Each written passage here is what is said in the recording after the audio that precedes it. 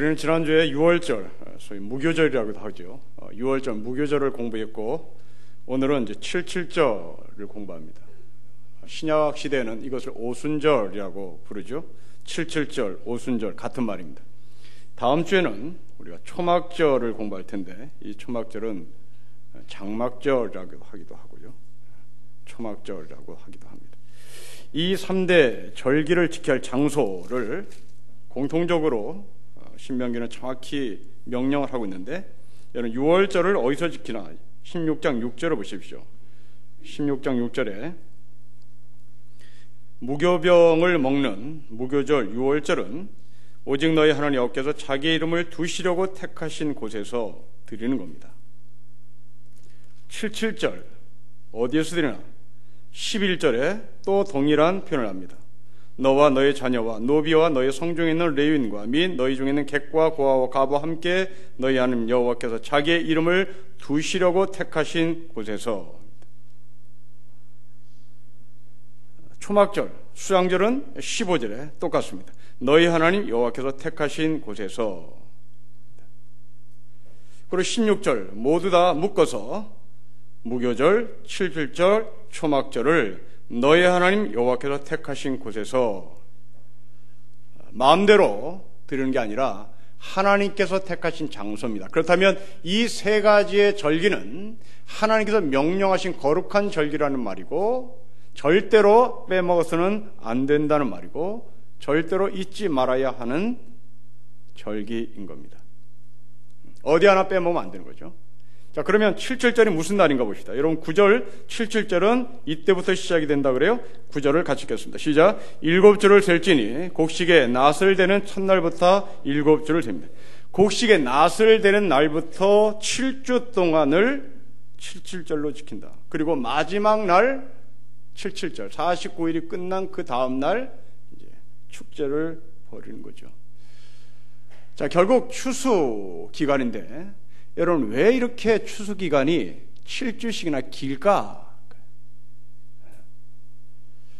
제 나름대로 이제 상상을 해봅니다. 왜 이렇게 하나님께서 이스라엘 백성들에게 첫 수확을 하는데 이렇게 7주 동안 길게 하라고 했을까? 그건 근거가 있더라고요. 여러분 이스라엘 백성들은 유목민입니다. 농사를 접은 사람들이 없어요. 농사를 접지 못한 이 사람들이 가나안에서 농사를 배웁니다. 농사를 배워서 보리가 수확되기 시작하고 밀이 수확되기 시작합니다. 이것조차도 추수하기가 대단히 서툰 사람이었을 겁니다. 하나님은 이 7주 동안 길게 추수 기간을 준 이유는 바로 가나안에서의 서툰 농사법을 이스라엘 백성들이 알아가면서 하나씩 배워가는 그 차원에서 길게 시간을 둔 것 같습니다. 그러나 이것은 저의 자의적 해석이고요. 올바른 해석은 여러분이 알다시피 이스라엘이라고 하는 지도, 이스라엘 땅은 여러분 지도를 보면 아주 길쭉하게 생겼습니다. 길쭉하게 생겼기에 여기는 동시다발적으로 밀이, 보리가 나오질 않고요. 지역마다 올라가면서 차가운 곡식과 또한 따뜻한 곳에서 자라는 곡식이 다르겠죠. 그래서 맨 아래 남쪽은 보리가 자라는 곳이고요. 이제 올라가면 올라갈수록 차가운 곡식, 바로 밀이 자라는 땅이 되는 겁니다. 그래서 이 보리, 따뜻한 기운을 받아야만 자라는 보리, 그 보리에서 추수를 해가며 마지막 저 북쪽까지 밀을 추수하는 데까지 걸리는데 약 7주 정도 걸렸다는 거죠. 그러니까 상당히 오랜 시간이 걸린 겁니다. 그냥 정방향으로 했다면 쉽게 추수를 했을 텐데 지도가 땅 모양이 길게 늘어졌기 때문에 밑에부터 위로 올라가는 것이 굉장히 더딜 수밖에 없었던 것이죠. 그래서 7주를 추수하는 것으로 성경은 기록합니다. 어떻게 이 7주를 지키나? 여러분 10절부터 11절 이렇게 지키라고 이야기합니다. 10절과 11절 우리 같이 다시 한번 읽겠습니다. 시작. 너희 하나님 여호와 앞에 7절절을 지키되 너희 하나님 여호와께서 너에게 복을 주신 대로 너의 힘을 헤아려 자원하는 예물을 드리고 너와 너의 자녀와 노비와 너의 성중에 있는 레위인과 및 너희 중에 있는 객과 고아와 과부가 함께 너희 하나님 여호와께서 자기 이름을 두시려고 택하신 곳에서 너희 하나님 여호와 앞에서 즐거워합니다. 두 가지죠. 예배를 드린 겁니다. 그리고 두 번째요. 모든 사람이 한 자리에 모여서 즐거운 시간을 갖습니다. 여러분 이것이 77절의 절기 지키는 방법이에요. 자, 그러면 우리는 이 77절이 도대체 무슨 의미가 있길래, 그리고 6월절이 무슨 의미가 있길래, 그리고 수장절이 무슨 의미가 있길래 하나님은 명령하고 그리고 택하신 곳에서 이것을 반드시 지켜야 되는가? 그 질문에 대해서 우리는 답을 해야 될 것입니다. 여러분 3대 절기, 이 6월절 그리고 77절 초막절은 다시 말씀드리면 하나님께서 명령하시고 하나님께서 정하신 장소에서 드려야 할 절기입니다. 그리고 놀랍게도 이 절기가 오늘 신명기에서 보면 연달아 나와요.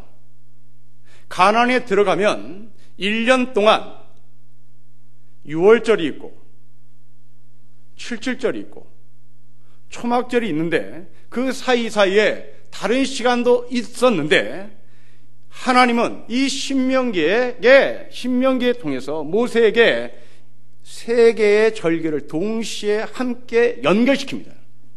이건 무엇을 의미하나? 이 절기는 따로따로 해석해서는 안 되는 절기고 6월절을 해석해야만 77절이 해석이 되는 것이고 77절을 해석해야만 수장절이 해석이 된다는 말입니다. 여러분 성경은 이렇게 연달아 무엇이 나올 때는 이것은 각각의 이야기를 하는 것이 아니고요, 연결시켜서 해석을 하라는 사인을 보내는 겁니다. 그 대표적인 샘플이 마태복음 5장에 나오는 팔복입니다.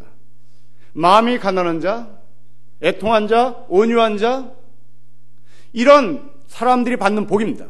이 복들을 우리는 어떤 식으로 해석하냐면 마음이 가난한 자는 천국이라는 복을 받고, 애통한 자는 위로라는 복을 받고, 온유한 자는 땅을 기업으로 받는다. 그러니 당신이 땅을 기업으로 받고 싶으면 온유한 사람이 되고, 당신이 위로받기를 원하면 애통해 하시고, 당신이 천국을 받기를 원하면 마음이 가난한 사람이 되세요. 이런 식으로 해석을 하는데 천만의 말씀입니다.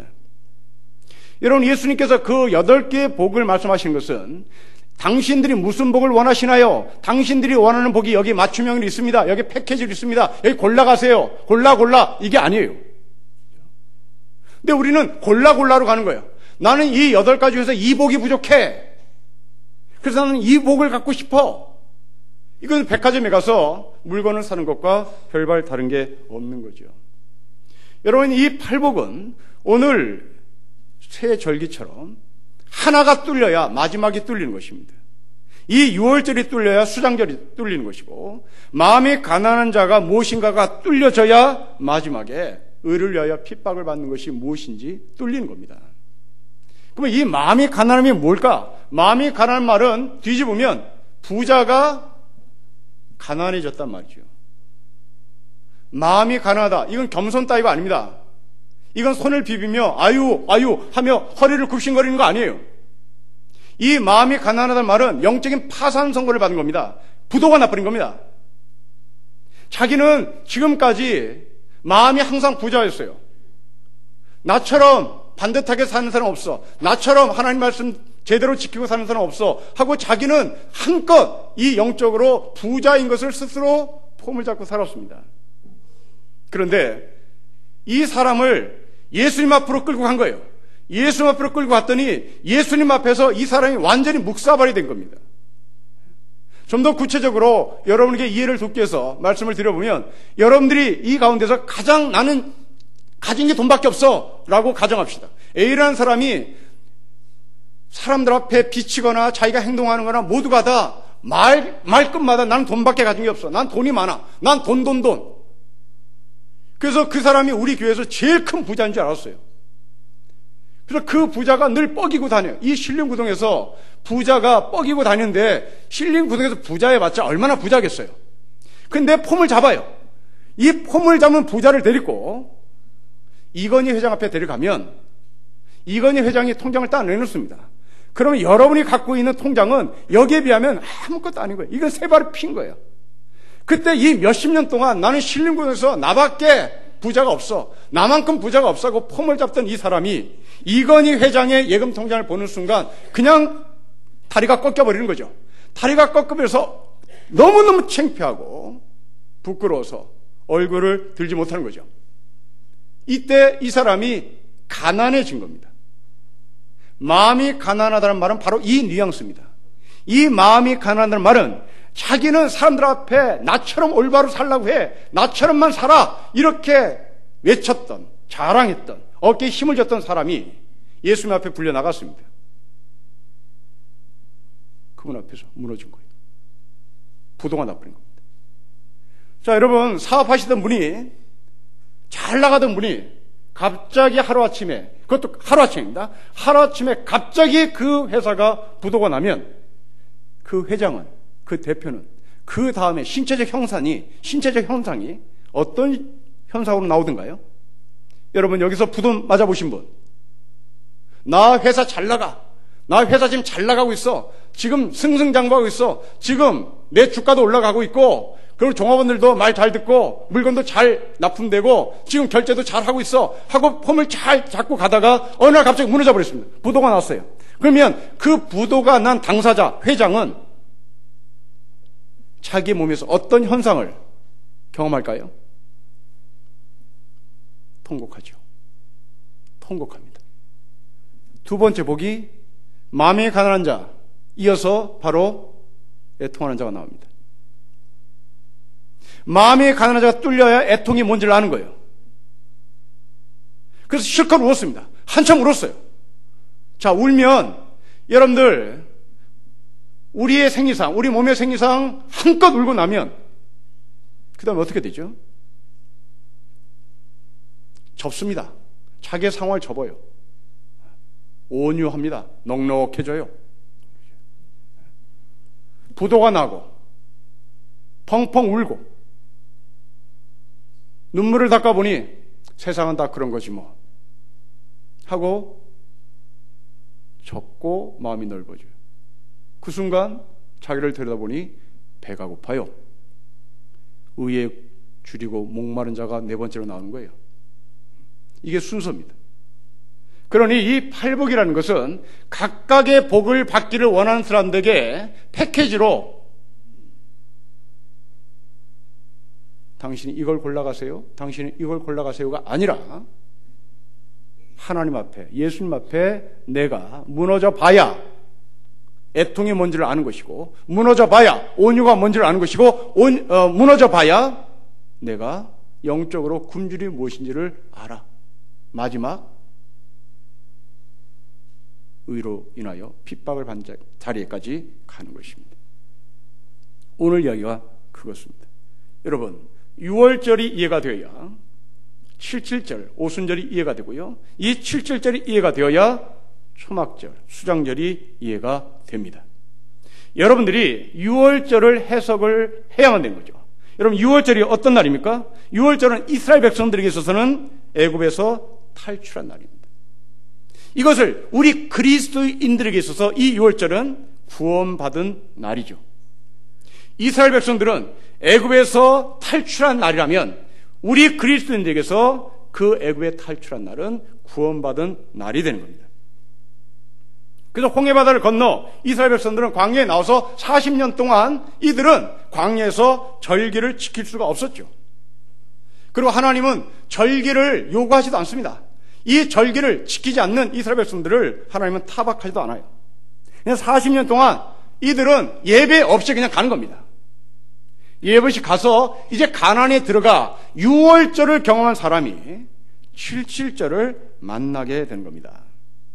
다시 말하면 광야의 삶을 다 마친 사람들은 이제 가나안에 들어가서 다시 시작을 하는 것인데 6월절을 지키는 것으로 시작을 해서 77절을 통과해서 마지막 수장절로 마감하는 것이 이들의 1년의 사이클입니다. 자, 그러면 이 17절은 9절의 말씀처럼 보리를 추수하는 날로부터 시작하는 예배입니다. 그럼 무슨 말이죠? 이걸 그리스도인에게 적용하면 구원받은 우리들이 가나안에 들어가서 이스라엘 백성들이 보리의 첫 수확을 하나님께 드리듯이 구원받은 우리는 구원의 열매를 하나님께 드리는 것이 77절 예배가 된단 말입니다.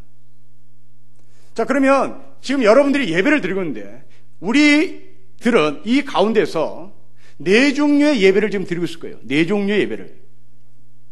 어떤 분은 6월절 예배를 드리고 있는 분이 계셔요. 나는 구원을 받았어. 구원을 받아서 아주 감격하고 눈물을 흘리고 감동하고 내가 애굽에서 탈출해 나왔다는 사실 때문에 춤을 덩실덩실 추는 사람이 있습니다. 이것이 신약의 언어로 얘기하면 구원의 감격으로 예배를 드리는 사람이겠죠. 두 번째로 광야로 나와서 늘 불평불만하면서 40년을 지내는 사람과 같이 우리는 구원을 받았습니다마는 이 구원을 받은 이후에 나는 왜 이 모양 이 꼴로 살아? 하고 늘 불평과 불만을 하면서 광야의 삶을 살아가는 성도가 있습니다. 세 번째로 가나안에 들어와서 농사를 지은 후에 첫 열매 77절과 같은 열매를 하나님 앞에 드리는 예배자가 있겠죠. 그리고 다음 주에 우리가 나눌 수장절, 마지막 모든 것을 다 추수하고 하나님 앞에 모든 것을 영광으로 돌리는 수장절의 예배를 드리는 사람이 있겠죠. 그러니까 우리 가운데 지금 여러분들은 이 네 종류의 예배 가운데 다 포함됩니다. 어떤 사람은 6월절 예배, 어떤 사람은 광야에서 삶, 어떤 사람은 77절의 예배, 어떤 사람은 수장절의 예배까지 가는 사람이 있겠죠. 여기서 우리는 77절의 예배입니다. 당연히 가나안에 들어와서 이스라엘 백성이 농사를 지은 후에 첫 열매를 드리는 것, 당연한 거죠. 예배를 드리는 것은 어떤 누가 뭐라고 하지 않습니다. 이것은 당연합니다. 그런데 우리가 놓치고 있는 것이 하나 있습니다. 여러분, 이 77절이 신약시대에 와서는 오순절입니다. 77에 49, 그 49일이 지난 그 다음 날, 그 다음 날 77절 예배를 드린 날입니다. 여러분, 우리나라 사람은요, 아버지 어머니가 돌아가시면 믿지 않는 자들은 49제를 지냅니다. 그런데 이스라엘 백성들은 추수를 한 이후 49일째 되는 날 조사에게 제사를 드리는 것이 아니라 49제를 드리는 게 아니라 하나님께 예배를 드려요. 근데 이 49일이 지난 그 다음 날을 50일째 되니 그날을 오순절이라고 하는데요. 이 오순절에 어떤 일이 벌어졌냐면 여러분이 잘 아는 대로 마가의 다락방에서 성령이 임했습니다. 이것을 우리는 오순절 교단의 농락을 당해서 오순절 교단에게 농락을 당해서 제대로 성경을 해석하지 못한 채 오순절은 성령 강림이고 그 성령 강림은 성령 체험해야 되고 그 성령 체험은 오순절 교단이 얘기하는 것처럼 제2의 구원을 받아야 한다 하는 것에 이 장로교도 아무것도 모른 채 덜러덩 넘어가 버렸습니다. 그래서 이 오순절 교단은 오순절에 성령 강림을 했다라고 하는 것을 가지고 자의적으로 해석하기를 예수 믿고는 부족한 구원이다. 성령 체험을 해야 된다. 그래서 이 예수 믿고 구원을 받은 것을 제1의 구원, 그리고 성령 체험한 것을 제2의 구원. 온전한 구원은 성령 체험을 해야 된다. 성령을 받아야 한다라는 거죠. 그 성령 체험을 받은 것이 무엇이냐라고 질문하자 방언해야 된다. 능력을 행해야 된다. 이렇게 얘기하죠. 여기에 너나 나나 다 넘어가 버렸습니다. 그럼 왜 이렇게 넘어가나? 이 오순절 교단이 예수 믿고 구원을 받는 것은 부족해. 너가 진짜 능력에 구원받는 사람이기를 원하면 너희는 성령 체험을 해야 되고 성령의 능력을 봐야 되고 성령의 임재를 맛보아야만 해 라는 이 이야기가 왜 한국교회 교인들에게 그렇게 매력적으로 느껴졌을까? 이건 성경적인 게 전혀 아닌데요. 성경에서 제대로 건강하게 해석한 것이 아니도 불구하고 왜 한국 사람들은 이 오순절 교단의 주장에 그렇게 매력적으로 빨려 들어갔을까? 저는 그 이유가 있다고 봅니다. 전문적으로 연구한 건 아니지만 오순절 교단이 주장하는 그 주장에 우리 한국교회 교인들이 넘어간 이유는 우리 한국 교육에서 찾고 싶어요. 여러분, 우리 민족은요, 남들과 같아지는 꼴을 못 봅니다. 항상 앞서야 돼요. 남들과 같다? 그것은 속에 불이 나서 참지를 못합니다. 한 발짝 앞서가야 좀 속이 풀려요. 그래서 학교 교육은 계속 앞을 나가도록 요구하고, 그렇지 못하면 넌 처지는 자고 같이 나란히 가도 안 된다는 거죠. 여러분, 이것은 우리 한국 민족에 가르쳐주지 않아도 생적으로 갖고 있는 표현이 하나 있는데요. 우리 그리스도인들이 흔히 하는 기도입니다. 용의 머리가 될지언정 뱀의 꼴은 되지 말라는 거죠. 여러분, 성경에서 용은 이건 마귀거든요. 근데 마귀의 머리가 돼도 좋다는 거예요. 용의 꼴은 되면 안 돼 하고 모든 분야에서 경쟁을 붙이고 꼭대기로 가야만 되는 거예요. 이런 차원에서 오순절 교단이 하는 말을 보십시오. 너는 예수 믿는 것 갖고 안 된다니까. 성령 체험을 해야 돼. 이거 대단히 매력적인 거죠. 그런데 이런 심리를 이용해서 말빨이 센 사람들이 책을 내요. 그 대표적인 책이 내려놓음이라는 책이에요. 그 내려놓으라는 거예요. 그래서 그 저자 말대로 교인들이 내려놨어. 그러니까 이 내려놓음이라는 책을 쓴 저자가 자기는 더 내려야 되겠대, 더. 그래서 더 내려놓음 책이라는 또 만들었어요. 그래서 너 나 못 쫓아오지? 메롱 그러는 거예요. 그러면 또 우리 교인들이 더 내려놓음이라고 하는 그 책대로 또 더 내려놓으면 이 사람은 한 발짝 더 나가서 너희들은 날 못 쫓아올걸? 그러면서 더 내려놓음을 또 만들어 놓을 거라고요. 이게 바로 한국 교회 교육이고 한국 학교 교육의 공통점입니다. 아주 매력적인 거죠. 오순절 예수 믿는 것 갖고 안 되니까 너희는 성령 체험해야 돼. 성령의 능력을 받아야 돼. 그런데 여러분, 오늘 본문을 보십시오. 오순절은요, 제2의 구원이 아니에요. 더가 아니에요. 그건 무엇인가? 구원받는 사람. 구원받는 사람. 그것은 구약시대를 경험해 유월절을 경험한 사람입니다. 유월절을 경험한 사람이 구원을 받는 사람이고요. 이제 그 구원받은 사람이 가나안에 들어가서 성실하게 농사를 짓고 난 이후에 이 사람은 7.7절을 지켜야 되는 거예요. 능력이 아니에요. 성실해요. 성숙이라고요.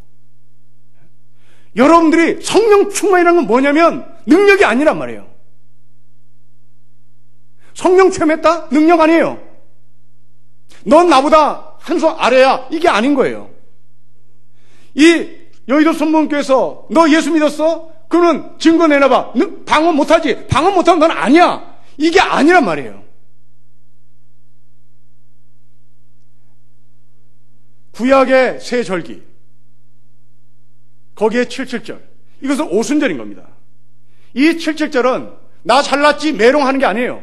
나 잘났지가 아니라 구원받은 백성이 홍해바다를 건너 광야로 나와 40년을 지내다가 혹독한 삶을 살다가 이제 가나안에 들어가서 성실한 삶을 산 증거를 내놓으란 말이에요. 그 증거를. 이게 오순절이에요.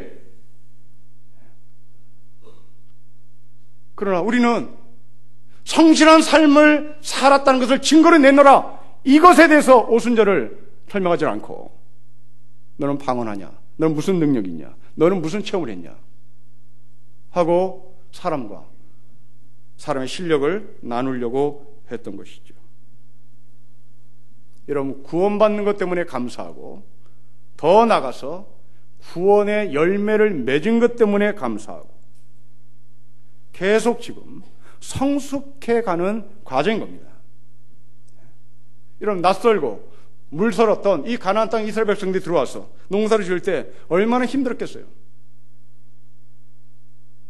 그런데 때가 돼서 하나님께서 열매를 맺게 하셨어요. 그리고 자기네들은 땀을 흘렸습니다. 성실하게 땀을 흘렸어요. 그게 77절이에요. 그게 오순절입니다. 그래서 신약의 사도행전에서 이 오순절날 성숙함에 대한 샘플로 인물이 등장하는데 바로 그 사람이 베드로입니다.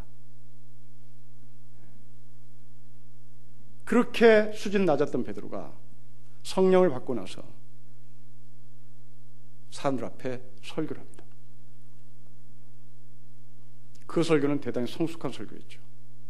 마지막에 설교 결론을 뭘로 내립니까? 내가 사람을 기쁘게 하랴 하나님을 기쁘게 하랴, 이렇게 결론을 내려요.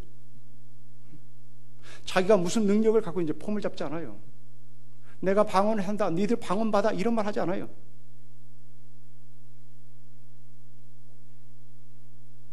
우리는 이 오순절 77절을 구약과 연결시키지 못하고 서로 잘남으로 연결시키자. 능력을 받아야 돼, 체험을 해야 돼 하는 쪽으로 가버린 거죠. 여러분, 6월절은 구원의 감격이라면 77절은 성숙의 감격이 됩니다. 구원의 감격, 성숙의 감격. 그리고 수장절은 완성의 감격이 있어야 되는 것이죠. 여러분들은 삶을 살아가면서 자녀들을 볼 때 언제 감격합니까? 대학에 들어갈 때 감격합니까? 감격이죠. 감격입니다. 그런데 더 감격은 언제죠? 그 녀석이 학교에서 공부 열심히 해서 장학금 받아올 때 더 감격이죠. 성실을 증명해내는 겁니다. 여러분, 장학금 받아보셨나요? 저는 장학금 참 많이 받았습니다. 우리 어머니가 제 장학금 받아올 때마다 조선에 내 아들 같은 사람 없는 줄 알았습니다. 여러분, 학교에 들어간 것이 감격이죠. 그러나 학교에 들어가서, 대학에 들어가서 성적이 잘 나와 장학금을 받는 것은 더 뿌듯한 것이죠. 그리고 더 큰 기쁨은 언제입니까? 마지막 졸업하는 날. 똑같아요. 6월절, 77절, 수장절. 스텝이 똑같습니다. 6월절, 대학에 들어간 거예요. 77절, 장학금 받은 거예요. 성실성을 증명해낸 거예요. 수장절, 완성입니다. 졸업해 나가는 거예요. 여러분들은 어디에 감격이 있어요? 우리 한국교회 교회들은 교인들에게 구원의 감격만을 계속 가르쳤죠. 그 구원의 감격은 눈물로 나타납니다. 질질 짜죠. 특히 수양에 가서는 한번 짜야 돼요. 한번 울어야 돼요. 이게 연례 행사죠. 요즘 애들은 그런 거 하지 않던데, 제가 중고등학교 때, 대학 때 수련회 가면 반드시 한번 울어야 수련회 갔다 온 의미가 있었던 거예요. 그 억지로 울게 하죠. 억지로 어떤 수단과 방법을 가리지 않고 거기에 참여했던 학생들을 울게 만듭니다. 그리고 하는 말이 너희들은 구원 받았었죠. 이것을 10년, 20년 되풀이해요. 여러분, 이런 수련회를 한번 기대해 봅시다. 그렇게 눈물 짜게 만든 수련회가 아니라 77절을 지킨 수련회, 성숙을 드러내는 수련회, 성실함을 보이는 수련회. 바로 이들은 어디 가면 딱 맞느냐면 강원도 태백 예수원에 가면 할 수 있죠. 예수원에 가서 성실을 들어봐야 돼요. 성실을 보여야 해요. 저는 이 예수원의 성실성을 보이지 못했던 아주 부끄러운 과거를 갖고 있습니다. 제가 대학 4학년 때 친구하고 하도 이 세상이 더러워서 샹 하고 우리 예수원이로 가자. 그때는 전두환이 막 난리 법석 쳤을 때예요. 이 꼴 저 꼴 다 보기 싫었던 거죠. 그래서 친구랑, 지금 연대에서 교수 생활하는 친구랑 태백 예수원을 갔어요. 그럼 무슨 재미가 있겠어요? 별로 뭐 신앙도 없었다고 우리들이. 그 아침 먹고, 그때 겨울이었는데, 아주 한겨울이었는데, 겨울방학 때 갔는데, 아침 먹고 이 예수원 측에서 일하라는 거예요. 뭐 배추를 다듬든지 뭐 나무를 패든지, 뭐 그 아이나 나나 뺀질대기는 뭐 저리 가면 서러운 아이들이니까. 네, 그러고 어디 가서 좀 개길까 보니 예수는 어디 보니까 이불이 쌓여있는 다락이 하나 있더라고요. 잤지요, 뭐 거기서. 한참 자고 있는데 그 예수원에서 헌신한 자매가 나를 툭툭 쳐요. 그러더니 한마디로 가시죠. 집에 가래요. 그래서 전 쫓겨났습니다. 예수를 쫓겨난 사람. 지금도 그 친구랑 만나면 예수님 얘기를 가끔 합니다. 그런데 네가 목사고, 그런데 네가 연대 교목실장이고, 기가 막힌 거지. 여러분, 우리는 그 구원의 감격만 알고 있다면 그 예수원에 가서 저처럼 잠만 자겠죠. 그러나 예수원은 구원의 감격을 가르쳐주는 것이 아니라 구원을 받았으면 성실하게 노동을 해라. 노동하는 것을 증명해라. 그래서 예수원의 입구에 쓰여진 글귀가 있습니다. 노동이 기도입니다. 노동이 기도입니다.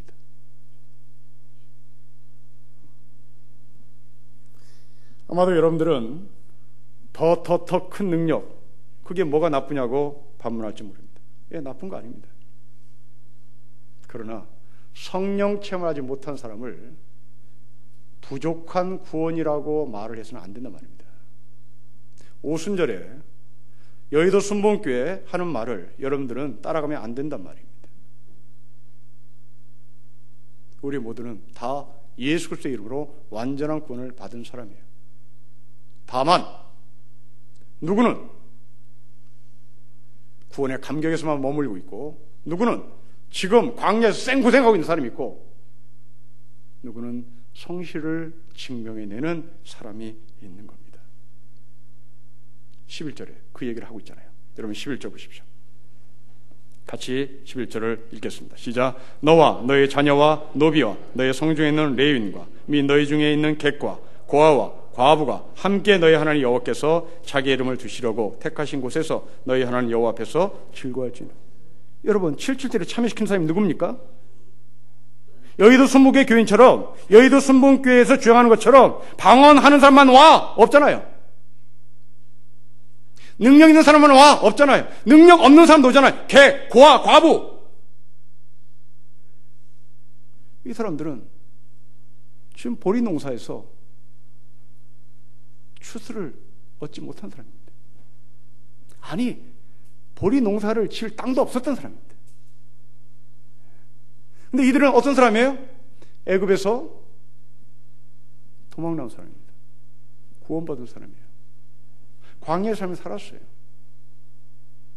다만 가나안에 돌아보니 땅도 빼앗기고 몸도 약하고 아버지가 먼저 세상을 떠나고, 그래서 이들은 보리 농사, 밀 농사를 짓는데 재회가 됐던 사람이죠. 그런데 하나님은 성실성을 증명하는 것이 무엇이냐? 내가 보리를 이만큼 추수했습니다. 자랑으로 하는 것이 아니라 그 보리를 추수하지 못한 사람과 함께 77절 예배를 드리는 것이 진짜 성숙한 사람이라는 것이죠. 오늘 진도 앞바다에 배가 침몰했습니다. 이제 얼마나 많은 과부가, 얼마나 많은 고아가, 얼마나 많은 호라비가 얼마나 많은 장애인들이, 얼마나 많은 정신질환자들이 나올 거예요. 그들은 사회생활도 못하겠죠. 밀농사도 못 짓겠죠. 보리농사를 못 짓겠죠. 그때 구원받은 우리는 그들을 어떻게 바라봐야 됩니까? 재수 더럽게 없어 저렇게 죽나? 이게 아니라, 그 아이들은 재수가 없었던 것이 아니라 선장이 운전을 잘못한 거잖아요. 어른이 잘못한 거지, 얘네들이 재수 없어서 걸린 게 아니잖아요. 그럼 그들을 책임져야죠. 이게 남의 일이 아니죠. 고아와 과부와 객들을 77절에 참여시킵니다.